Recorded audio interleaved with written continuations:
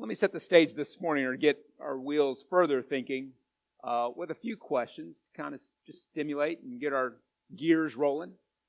But have you ever felt, or maybe you've been in a situation where you felt unqualified or, yeah, I'm not in the right place, right? I'm more than a sore thumb amongst whatever the task or the service was. Maybe it was a job that you were on and you realized, yeah, I don't swim in these waters. I'm completely unqualified, and now my confidence is going out the window, right? I'm not going to ask you for show of hands, but I want you to go back to that occasion.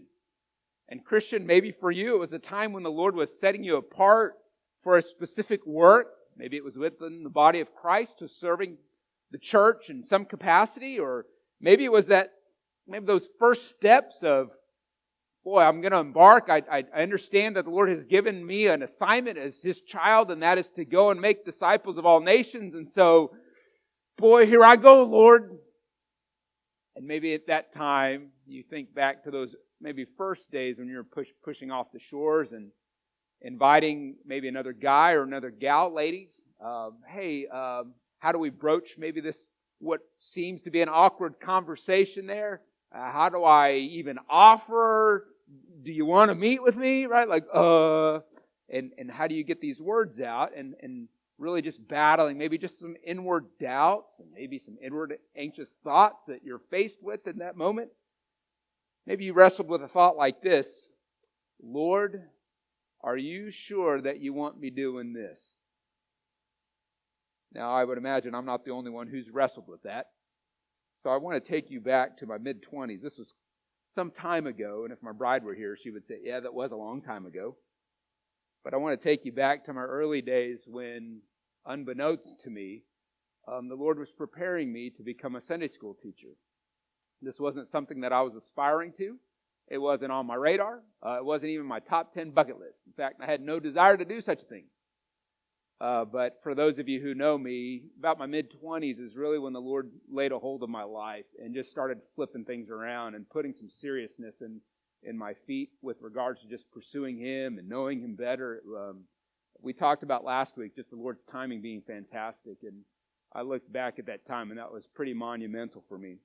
But a year or so after the Lord got a hold of me, He really met up in me this really vigor and an earnestness of pursuing Him. And I look back at those days with great fondness and tremendous gratitude towards the Lord for just reaching down and plucking me up. It's not that I was preparing myself for, you know what, I think it's time for me to get serious with the Lord. It wasn't anything like that. But there was just an immediate halt in my life and a turnaround, and I'm forever grateful for it. But during that first year and a half, 2 years or so, just a tremendous appetite to know Christ better through the Scriptures. I mean, I didn't need a straw. It was a fork, knife, spoon, everything else I could have. And it was daily meeting with the Lord and just a great desire and delight to sit with Him. I would apply myself to memorizing the Scriptures like nobody's business. I was praying constantly. So these are just some tremendous characteristics early on that the Lord was just entrenching in my life. Again, as I mentioned to you, unbeknownst, I didn't know why. I mean, other than just, this is how I'd been shown to walk with the Lord. And so, okay, hey, I had folks there in the church who are encouraging me. Hey, what you've been shown, continue just like that. You got it, right? And so I did. One of our areas in the church at the time was kind of thin. And that was an area of young married adults, of which at the time, now I can say this, and my bride would say, yeah, you were back then. I can say of which I was a part of back then. And it was just an area of concern that, hey, I'd like to see that area of the church get stronger. I'd like to see more younger faces in the church. And we were footloose and fancy free is what I referred to back then, meaning we didn't have any children. And so Karen and I were really desperate for a bunch of friendships. And fortunately came into kind of one Sunday school class at the time that had folks who were kind of spanning. We had folks in there who had kids, who were just having kids, and folks who were like us, kind of not tied to anything, nothing against children, okay? But you understand when I talk about, hey, the ability to go catch an 11 o'clock midnight movie, it's a little bit easier to do, right? When you don't have the responsibilities of rearing younger ones. And so we just enjoyed the time of getting to know others and really just sharing this journey of hey, just like you're pursuing the Lord, so am I. And hey, how about we just make some friendships here, right? And together we'll journey towards the Lord. And so during those earlier years, I knew, well, it's going to be by way of being evangelistic and going and making disciples. I mean, the things that I've just been recently taught in order to see this area of the church kind of grow. And so I began running the race. And in those years, I looked forward to just helping out where I could. I wasn't looking for a stage, literally, per se, right? I was very content that to be what I would refer to as a backstage hand. Hey, if you're needing some help, happy to do so. If I just even saw, hey, there's some help that's needed, no qualms. Roll my sleeve up, come right alongside and say, hey, how can I help? And let's get after this. And so I very much enjoyed that. And I was very content doing that, I'll just tell you. But maybe it was because I like to answer my Sunday school teacher's questions. So he'd fire off questions. And at the time, maybe a lot of it was just naivete on my part, right? But I didn't really like the awkwardness of the silence in a classroom when a teacher would ask a question and everyone just kind of blink, stare. And so I think a lot of it was, I don't mind, I'll answer this question. And he'd follow up with other questions. And in those earlier years, I'd sit quietly thinking, anybody's going to say anything? Nobody say anything? Okay, I'll keep talking.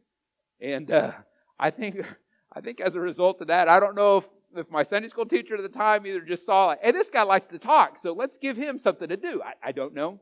I'm still good friends with him. He's never said that to me. But I always just joke in turn that I like to talk. I like to discuss. And where I was at the time was just, the scriptures to me was like a newfound treasure.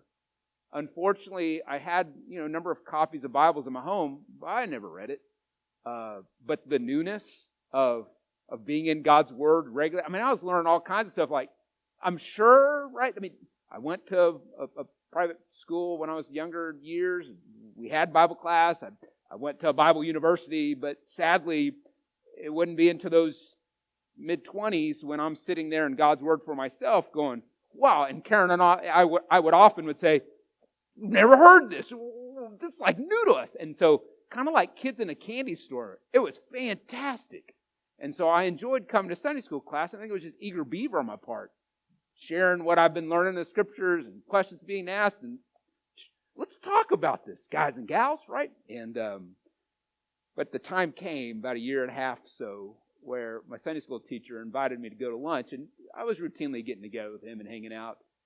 He had some years on me, but he enjoyed playing tennis, and so every Saturday morning we'd go meet out at Putnam City North High School, their tennis courts, and he'd throw me around. He played tennis for OSU, and so I thought I could hang with the guy, but he'd teach me some lessons there. Anywho, but at this particular luncheon, he called and he said, hey, I'm going to invite our education pastor as well. And I thought,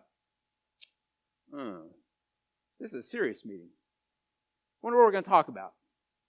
Well, in due time, I found out pretty soon. Over lunch, they asked me to consider taking over the Sunday school class that I was a part of. And immediately, I'd been around church just enough that if you're not careful and are very cognizant to repeat your no, like several times, you're likely to show up the next church occasion and you'll see your name on the marquee somewhere, right? So I had enough wits about it. I can tell from some of you laughing, you know what I'm talking about. So I was very careful that when they posed that to me, I said, hey, gentlemen, listen, we don't need to talk about this any further. Like, my answer's no. And then I just began going through a repertoire of reasons why, like, I wasn't prepared, I wasn't qualified.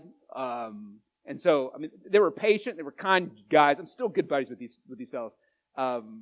But I just went through a whole litany of my reasons why, like, you're asking the wrong guy. I'm just now getting my life, like, beginning to get straightened up with the Lord. I got a lot of twists and bents and crookedness in me. Like, I'm sure that, look, I'm glad to be here at this church. There's probably a whole lot more people who are qualified to come in and fill in. I'm happy to fill in substitute teaching like I've been doing for you, but that's it. I don't want to teach. So after my whole dominating of that luncheon time, these guys just looked at me and said, hey, well, we just got one question for you. Yeah, but remember, fellas, know my answer, okay? No. We'd ask that would you just be willing to pray about it? Yeah, that's easy, right? But you can see what was going on with me, right? What was my countenance? I'm not doing this, right? But sure, we can go through this little rigmarole is what I was thinking, right? Yeah, we'll do that. And cross our T's and dot our I's, right? And officially put my Johnny Hancock on the page that says, nope. But yeah, happy to do that, okay? And so, as I mentioned to you at the start, just a tremendous appetite of wanting to know Christ. And how I'd been taught and trained as a disciple is you come back, there's really just one attitude that the Christian is to have towards the Lord. And I've passed this along to some of you here in the congregation, so you can probably fill out. You're probably already thinking what I'm about to say, but I'll say it anyway. That dominant attitude for the Christian is this: Lord, you just speak, and I'll obey. The reason why the Christian should be trained this way is because it helps us not approach the Lord as though we're bartering, that we're bargaining with God, right? Meaning, and how I describe this to guys that I invest in is, often if we're not careful, we'll approach the Lord as though we're holding the cards in our hand. And we want to do this with the Lord. Well, Lord, if you'll show me, right, maybe like what the next step or next couple steps are, really quite frankly, look, could you just show me like what the rest of it looks like? But being what I'll just call a gentlemanly attitude towards the Lord, right? If you just show me what you hold in your hand, I want to know just because I want to see if that fits into my cards, right? That's kind of a wrong attitude to have towards the Lord. And I think hopefully all of us are in agreement with that. But this issue of this attitude of, Lord, whatever you want, I'll do. And so that's what I agreed with those guys there. And the other reason is because they know who discipled me, because that same guy discipled them. So that was the common bond between all of us there at lunch, right? So it had been difficult for me to tell them, no, guys, because they know, hey, listen, we've all been trained the same. We know how we're supposed to respond, right? Lord, if this is what you would have me to do, I'll do it. So in this season that I was in of just a tremendous appetite of knowing the Lord, giving myself fully to the disciplines to know Him better, investing my life in others, showing them how to walk with the Lord, well, I approached the Lord that way in my prayer. And so I remember even being at the lab, driving to the lab, back from lab, and my constant, one refrain of a prayer was, Lord, I've been asked by these guys to take over the Sunday school class, but Lord, I don't need to tell you, but I'm going to say it anyway. I'm not qualified for this. You're just now starting to straighten up my life. There's a lot more that still needs to be done before maybe we just have a good, honest conversation about maybe why I'd be qualified for it. And so, Lord, really what I'm just telling you is I don't want this. I don't want to do it. I'm happy to help. But as I've also been trained here pretty recently, I don't call the shots. You do. And so, Lord, if that's what you'd have me to do, I don't know how we'll do this, but I'll do it if you do that. Okay, if you'll just speak and you have my word, I'll obey. Well, little did I know what was going to transpire. So around this time frame, I'm still in my daily readings, right? Again, like a kid in a candy store, just can't get enough. And one particular morning, I'm reading my scriptures, and my habit, and it still is to this day, is I start at my New Testament section, and then I flip over to, I have 2 Old Testament sections that I read through. So New Testament read that morning, started my prayer that morning this way: Lord, I come lay this petition to you. You know my reasons. I don't want to be a Sunday school teacher. I don't want to do it. But if you'll have me to do it, just speak and I'll obey. So I'm reading through my New Testament. I'm sure there's several verses there that I've stopped to meditate on. Get over to my next section of my Old Testament reading that morning, which happened to be out of Jeremiah chapter 15 is where I was.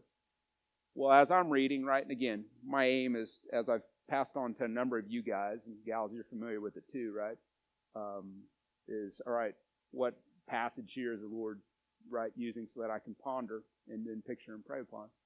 So I get towards that end of that chapter of Jeremiah 15 in verses 19 and 20.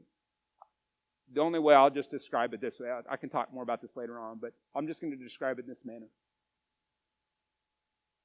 When the Lord bears upon His word as you're reading it with such conviction, you know in that moment, I'm getting it. Okay? And what I mean by that is this. I don't mean to be cryptic, and I'm not trying to be, right? All I want you to know is there was such conviction when my eyes locked on verse 19. And I just kept reading through 20. And I'll tell you this, what I mean by the conviction. I knew when I was done reading verses 19 and 20, the Lord had answered my prayer. There wasn't anything audible, okay? There wasn't no vision, okay? I wasn't seeing colors and these kind of things, okay? I just knew when I locked in on verse 19, I pulled away from the table that morning, and it was, I know what I got to do. So I contacted those two guys, shared with them. You guys are not going to believe this. Try us. They do. And I said, the Lord's made it pretty clear that I'm the guy for your job. All of a sudden, all my reasons, and I thought they were solid, which I'll share with you more later this morning, all those just melted away. And now with this conviction came time. Time to start getting equipped. It's time to start putting, quote unquote, the boots to the ground and getting after this. There's a lot of trepidation and fear, but that's okay. I knew now it's time to get after it. Okay? So what I want us to do this morning is we're going to look at a similar account when the Lord set Moses apart for a very specific mission. And we're going to look and see how Moses responded. And hint, for those of you familiar with the account, or if you're not familiar with the account, then this hint is applicable to all of us, and that is this. Moses is going to offer his own reasons why he wasn't the guy for the job either. Okay? I'm going to tell you something. This passage didn't strike me until the following spring when about this time of the year, I'm reading through Exodus at this time of the year, and all of a sudden, I got to tell you, I just read it previously, right? But that whole account, I guess, just went in one ear or the other earlier in the year. But when I came back around to it the following year, I had a real good chuckle because I realized, this is what I tried doing too as well with the Lord. Okay, so a lot of this stuff this morning, I'm just going to share from a personal aspect because this passage is very fond to me because there's just a lot of recognition of. I recognize a lot of me in this. Okay, and so let's turn our attention over to Exodus chapter 4. And if you're able, I invite you to stand as we read from God's Word. We're going to begin with verse 1 and read down for a bit. And here's how the Scriptures read. Then Moses answered, "But behold, they will not believe me or listen to my voice, for they will say, 'The Lord did not appear to you.' The Lord said to him, 'What is that in your hand?' He said, 'A staff.' And he said, 'Throw it on the ground.' So he threw it on the ground, and it became a serpent, and Moses ran from it. But the Lord said to Moses, 'Put your hand and catch it by the tail.' So he put out his hand and caught it, and it became a staff in his hand, that they may believe that the Lord, the God of their fathers, the God of Abraham, the God of Isaac, and the God of Jacob, has appeared to you." Again, the Lord said to him, "Put your hand inside your cloak." And he put his hand inside his cloak.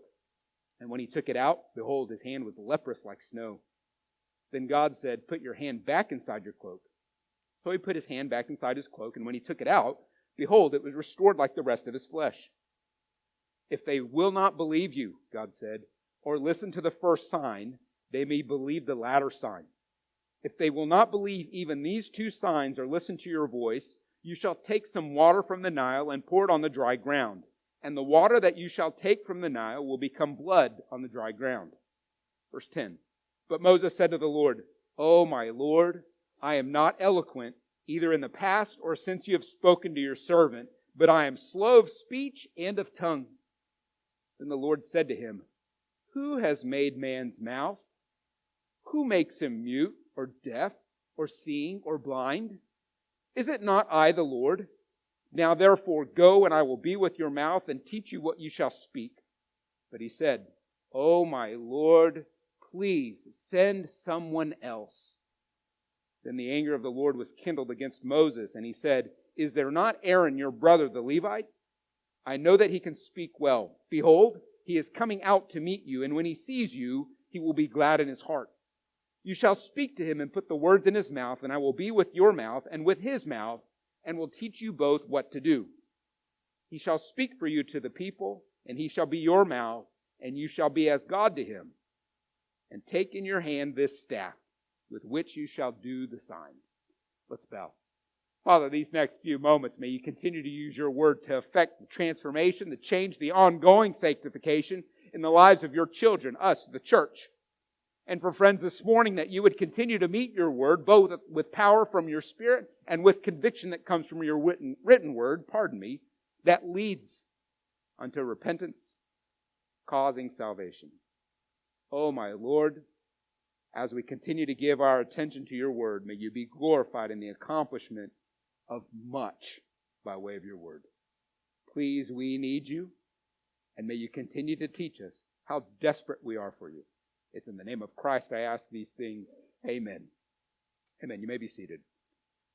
So in our ongoing conversation at that burning bush, remember, because the locale hasn't changed from last week, Moses responds back to God with another concern. We see this here in the opening verse. Moses poses it as a not if, but as a matter of fact. And that matter of fact being, the people won't believe me, nor will they listen to me. They'll say, Lord, that you didn't appear to me, and they'll conclude that I'm making all of this up. So before we pick on Moses too much, let's be fair to him, shall we? Where do you suppose Moses got this impression? Or what do you suppose may have caused Moses to even entertain this thought that the people won't listen to him? Now, some of us may say, it's just inward fear. Yeah, that'd be fair. We can put that on the table for discussion. But do you remember when he tried to break up that fight between those two arguing Hebrew men? You remember how they responded back to Moses? Famous line, right?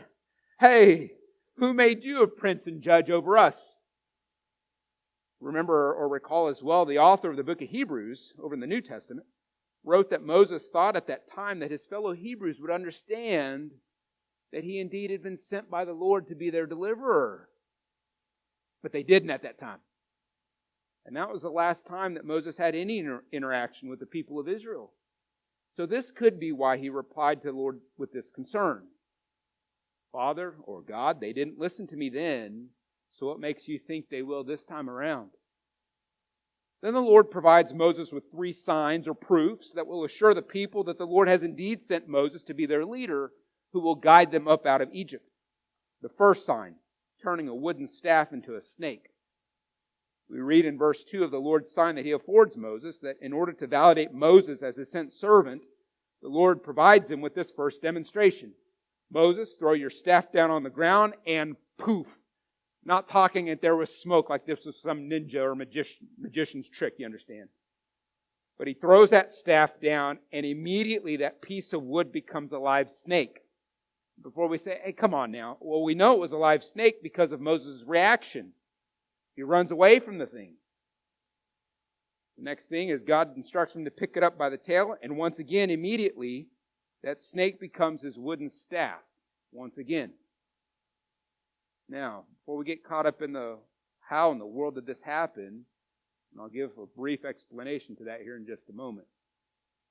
Let's not overlook, what was the purpose of this? Well, verse 5 tells us in the narrative, right? The reason why the Lord gave Moses this first sign was that the people of Israel would believe that the Lord, let's remember, He's the faithful God of their fathers, that He's appeared to Moses. In other words, it's a seal of authenticity, guaranteeing to the people that Moses is indeed God's man to lead them. And the second sign, don't worry, I hadn't forgotten about the carrot I've left dangling with you. I'm going to come back around to it. But this second sign, by way of verses 6, 7, and 8, right? This leprous show and tell, as I call it. The Lord provides Moses with another miraculous sign. And here's where I'll take a side road and get back on the main road. Remember why these are legitimately miraculous. In our day and age, we use the term miracle to describe things that, if we could talk straight or plain for a moment, not really miraculous, right? But in these issues, these are miraculous occurrences. And the reason being why these are legitimately miraculous is because these demonstrations go against the natural order of creation. Let me give you an example. Last week, what did we see? We saw a bush that was on fire, but it wasn't being consumed. The natural order of creation, what do we observe? That bush will be gone, depending on how dry it is, either quickly or it'll take a little bit of time to burn. But in the case of last week, and it even extends to today, right? This morning's narrative, it's still on fire. Miraculous. We see a wooden stick that somehow becomes a snake, but that can also be turned back into that stick. Miraculous. And this second sign that Moses should find necessary to give the people in order to convince them, put your hand inside your cloak, and when you take it out, it's going to become leprous like snow. And you can restore your hand by doing that once again. Again, miraculous. What's the purpose of these two signs? Is it just some fancy magic show?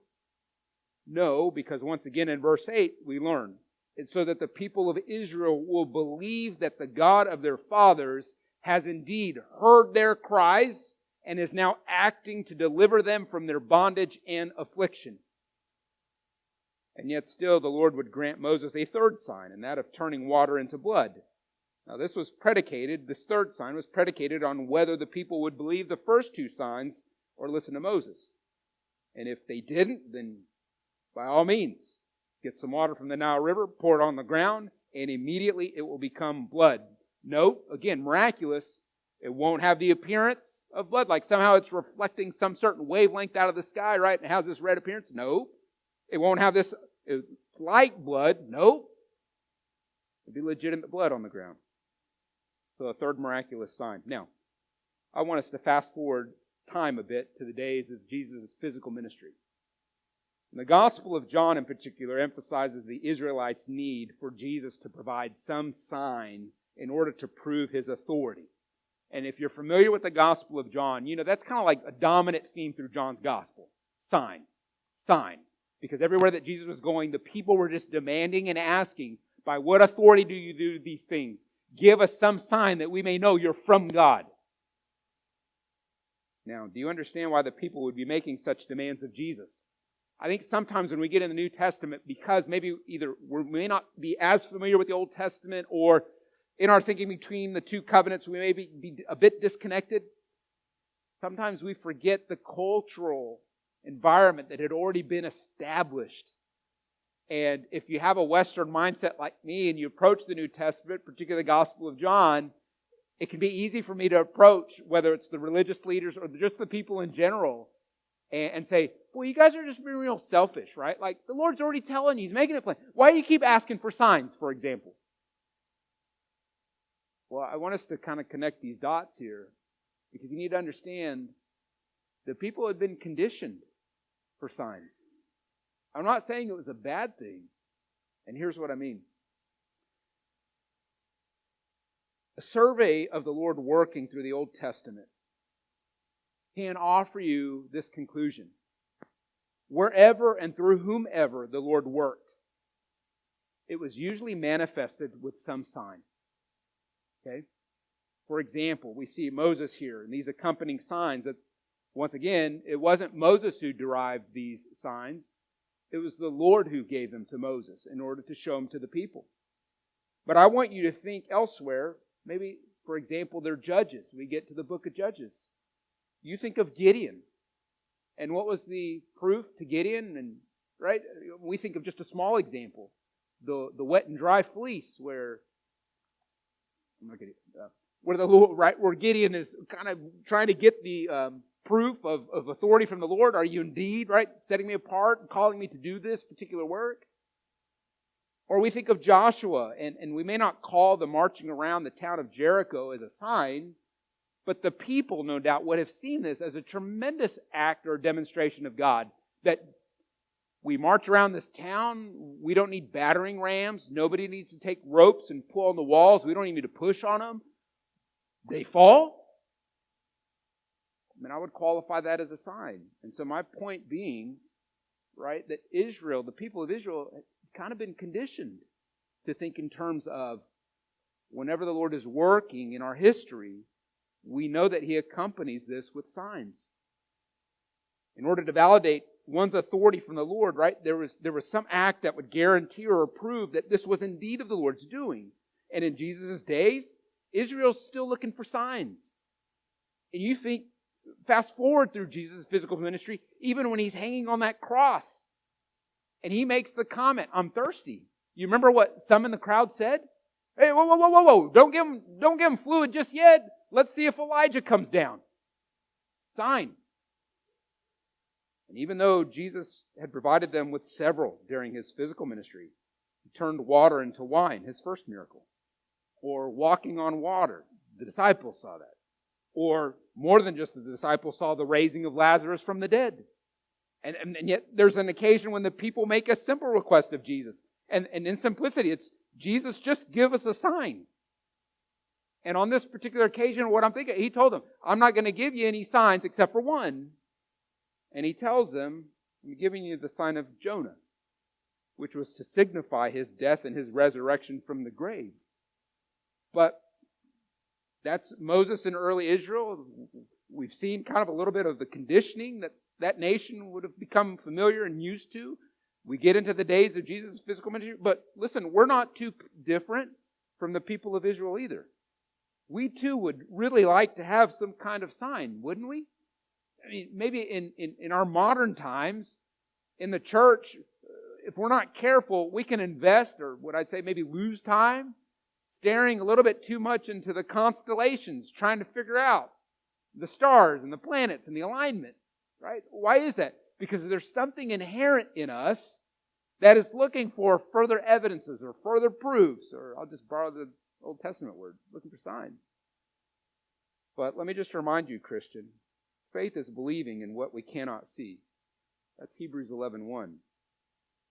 And recall Jesus post-resurrection in his words to Thomas. This I'm referencing John 20, verse 29.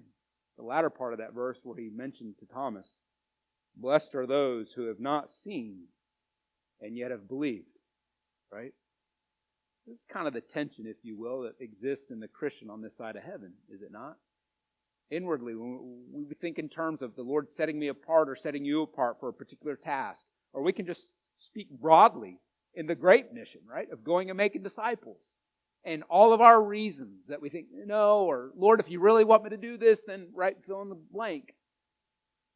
And it's, no, you and I, brother and sister, are just to learn to take the Lord at His word. That's what He calls for, right? And so that leads me then to my second point here, and that is this, that the Lord qualifies those He calls. I think for some of us, this point, we really need to take a lot of trust, learn to build our faith on this simple statement. Because I think sometimes when we are thinking in our own personal life and our walk with the Lord and why, I'll pick on myself, why I'm not necessarily qualified to do X, Y, Z, or why He's not set me apart for whatever, right, service. I think sometimes because what's in our mind is, as I mentioned to you at the opening, back to my days as that Sunday school teacher, right? I'm not prepared. I'm the last person you need to be asking. Boy, if you only knew, right? And you have to realize, brother and sister, that the Lord will qualify you along the way. That's His work. He's not out there looking for who the star pupil is among society. And, oh, that's what I want. That's not how He's working. That's not His MO. He grabs a hold of, think in terms of salvation. He grabs a hold of your sinful life when you were wayward, rebellious, a hater of what is right, true, and good. He turned you around. And in that, ushered in the beginning of an ongoing act of qualifying you.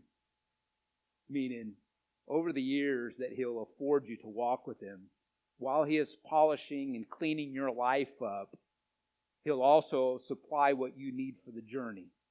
And this is where it gets hairy or a bit dicey for us, is it not, Christian? Because it's, I don't really feel like I'm qualified. I mean, I'll tell you back to my early days of even considering being a Sunday school teacher. I am by no means a master of the language, right? Of the ability to communicate and speak. But you should have seen me in those early years. Now, my bride's helping out in extended, but if you want a good chuckle, she's probably not going to say a whole lot. I mean, she's a fantastic bride. She's not going to dish on me, okay? But she'll probably just give you a smile. And the smile will just let you know what I'm relaying to you.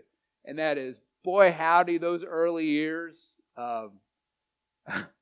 they're a piece of fine work, I'll just tell you, okay? But there's a whole lot of reasons to it. When I came out of undergrad, my confidence in all this was shot. I was in classes with students who they excelled at what they did, and I realized like I'm not on this same playing field. And so my self-esteem, any self-worth, any self-confidence that I had, especially in the ability to communicate, zero. And so it was, I kind of need to do speech all over again. I got to learn how to talk good again. Yeah, good. I appreciate it. And so it was over the years, right, that the Lord would afford me all these opportunities to become better at communicating. If you were with me a couple of Wednesday evenings ago, church family, we were in 1 Thessalonians, and I was mentioning to you an issue of, listen, where the Lord has you planted in your job, you learn to work as unto the Lord, regardless of your situation, right? Regardless of your circumstances. And if you were with us a couple Wednesdays ago, I mentioned to you, this was an area for me that I had to learn to trust the Lord in. And it caused me I had to learn to keep my eyes looking unto Him because of my work environment. And I'm not going to rehash all that. But here's what I will say to connect the dots for those of you who were here a couple Wednesdays ago. Because you heard what I described, right? Like, woe is me, unfair, what's going on here, right? Least qualified, but like doing like 95+% of the job around here, right? Like, this is wrong and backwards. But here's what I didn't communicate to you that Wednesday night. Looking back. And I wish I were much forward thinking. Boy, I wish I were a quick learner ahead. But looking back, one of the things I told you that was common to my work environment was every Thursday, right? From the hours of 11 a.m. to 1 p.m., there was one person in that lab who was always presenting data, who was always communicating experiments, and who was always handling questions and answers from the PhD people in the lab. And who was that? So looking back, and I hope you're connecting the dots here, do you see what the Lord was doing? Even though I was griping a lot during those years and complaining, the Lord was giving me opportunity to learn how to do in the sciences what I'm doing here with you now. The ability to speak, the ability to communicate, the ability to take questions, and as nerve-wracking as that can be at times, because you don't know what kind of questions you're going to get, the ability to respond and answer them appropriately, right? Now, as I mentioned to you, it's a short-sighted thing on me that looking back, I wish I kept my eyes where they needed to be and not waste so much time, because I do call it wasting a lot of time of just griping and complaining about my environment. Oh, woe is me, and right, all the on and on it goes. But I am very grateful that the Lord add clarity by hindsight that I can learn and go, boy, if only I'd have handled that with greater class, dignity, and honor before the Lord, right? But anyway, so this is how you get me, okay? Oh, me, oh my. Let me find out where I'm at, sorry, because I've deviated from my notes. Pastor, we're out of time. I know. Just bear with me. Well, verse 10, right? So Moses gets personal as well in his rebuttal. And the first concern was that no one would listen to him. Moses informs God of his personal weakness, also implying why he's not meant for the job, and that weakness being, I'm not an eloquent speaker. And besides, I'm slow of speech, or as I joked with you a bit ago, as I like to put it, I don't talk so good. And this one, as I mentioned to you, is personal for me. But I want us to consider how the Lord takes Moses' weaknesses into account. Because maybe the Lord will sympathize with him, right? Like, oh, you're right, Moses. What was I thinking? You are a bit slow to speak, so why don't we put you on the shelf for a little bit? Let's give you some time to develop your speech ability, and then I'll come back around to you, right? Maybe the Lord will understand. But that's not what we read, is it? No. In fact, when you glance over verses 11 and 12, and maybe at this time of the year, since the start of the kind of new calendar year for reading the Scriptures, and maybe you share a plan similar to me, but you've probably just finished reading through the book of Job. So you get a little bit of sense that the Lord's response to Moses is a bit similar to that of Job.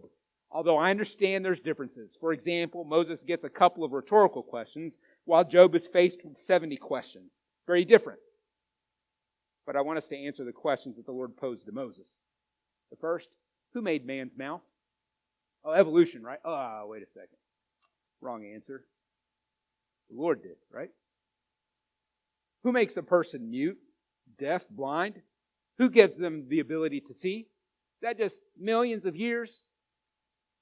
No, modern culture. The Lord is the one who gives those abilities. Now, you might be thinking, Pastor, why do we need to answer these rhetorical questions?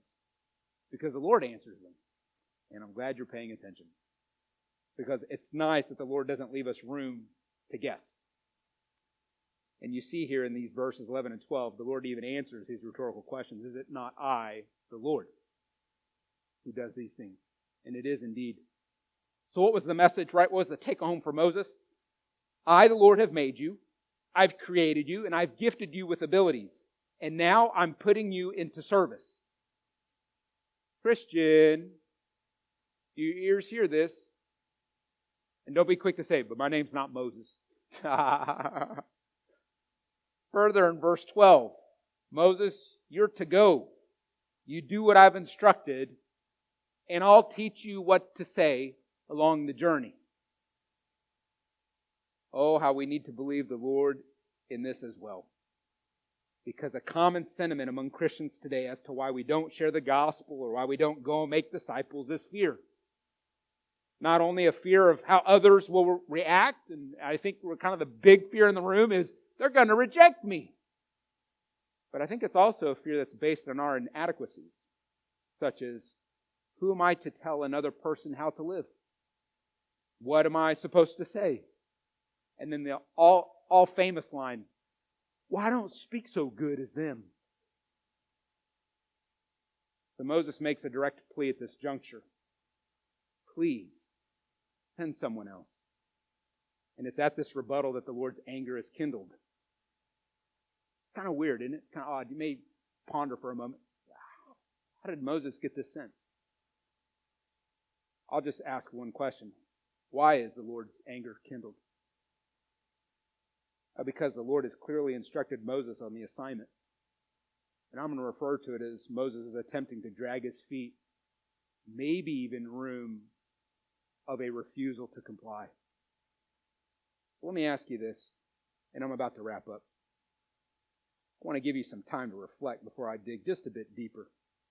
Christian, you dragging your feet towards the Lord? I recognize that most of us won't ever have this kind of encounter with the Lord, meaning a burning bush, right, that's not being consumed. But the Lord's made His instructions to us very clear, right? I mean, go into the world, proclaim the gospel, make disciples as you go. It seems pretty clear to me. Yet, you and I, right, we too have our reasons why we don't, and maybe have never even taken the Lord at His word to begin with. So before I close, well, listen, let me just jump right to it. So let's wrap it up here regarding Moses' hesitation and his reluctance. In our days, I would offer that our dilemma and an area of concern is that we've been trying and testing the Lord's patience for some time. He's told us to go. He's given us the assignment. Yet how do we respond? Let me personalize it. How have you been responding? And you may be thinking, you probably maybe even said aloud, I'm not equipped. I can't do that. I'm not good at it. I don't know where to begin. And then another factor that we throw into this mix is a sin of presumption.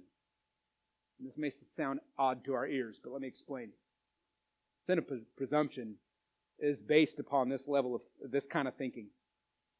The Lord's all right with my reasons and excuses. Right? I think there's a danger here for Moses too, right? Hey, just find somebody else who can speak better and it'll be all right with the Lord. And that's not what the Lord revealed or taught Moses in this encounter. But I've wondered for some time, are we, meaning the modern church, are we guilty of kindling the Lord's anger by our refusal to do, and even our hesitation or reluctance, or maybe just also refusal to get equipped to do what He wants? So let me pose it in this manner. What do you think the Lord's countenance would be towards a people that He's redeemed, but who rarely apply themselves to the work that He's redeemed them for? Do you suppose that He would be pleased with a people like that? Me neither. So where are you in this? You're honoring the Lord by not dragging your feet and applying yourself to the Word? Or is it quite possible that you're guilty and in danger of provoking His anger because you've persisted in not doing what He's instructed? This is a very serious question. I'll just relay to you. And if it's the latter, meaning you may be recognizing in your life that, yeah, there's this reluctance, there's this hesitation, there's this, I'm not qualified to do this response back to the Lord, then my brotherly encouragement to you is this: then it's time to confess it to the Lord and do an about face. I mean, it's time to get on board with what He's instructed. And I recognize that they may require of you some sacrifice of some time and some rearrangement of some schedules in order to get equipped to do so. Hey, here's the good news. That's why the church exists. So no one has to try to figure this out. And a great blessing here at Clearview is the Lord has gifted the body here with guys and gals who are adept at it, who give themselves to it, and hey, by the way, who are more than happy and willing to come alongside and help you get equipped for the task. Okay, so here's the thing. It's not like we've just got to sit around in the dugout going, well, who's in the batter's box? Okay? Or who's going to the pitcher's mound? We've got those caliber of saints here in this body. And it's a great blessing, I'll tell you, because not everybody has that, unfortunately. It's a good thing here. So, looking at the whiteboard of excuses, right? We can at least draw lines through those. Well, we don't have that here. Oh, we do. Okay? But I think maybe now the issue is just for you. It's the willingness to do what He's called you to do. So let's go to the Lord in prayer. I'd encourage you to take the time to talk to Him about this, right? On the personal level. But I want you to know as well, how can we as your church family help you pursue the Lord in this? Okay? Let's talk to Him. Father, as you hear the prayers of the saints and the church, I do pray that you would continue to fan into greater flame our desire and willingness to follow you, to do what you've very clearly instructed to us. In fact, we hold your very words in our hands. They're not foreign to us, but you know us as well. Fear, anxiety, the what ifs, the how is this going to be accomplished in my life? Lord, on and on it goes. But I hope that it's been encouragement to my brothers and sisters that as I've recounted and recalled, the same way you grabbed my tangled up, messed up life in those early years and you began equipping me for what you've set me apart for and even designed me for. And that was way early in the years when I had no clue where this was going. I pray that this would also serve as an encouragement to them and that you would fill their lives with a desire, an excitement to embark, to push away from the shores into deeper waters with you. Father, I pray for friends as well among us who don't know you.